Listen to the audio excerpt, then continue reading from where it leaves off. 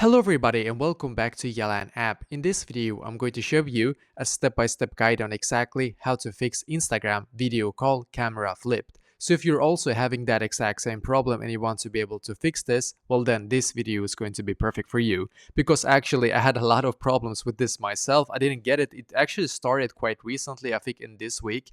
And how I fixed it was that I firstly exited my Instagram app and instead I went into my settings app on my phone.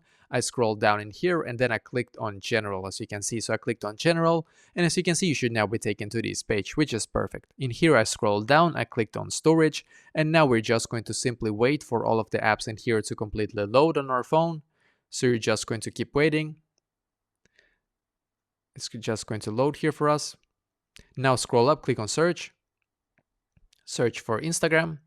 Now I clicked on offload app in here, and once again, offload app. And then click on reinstall app.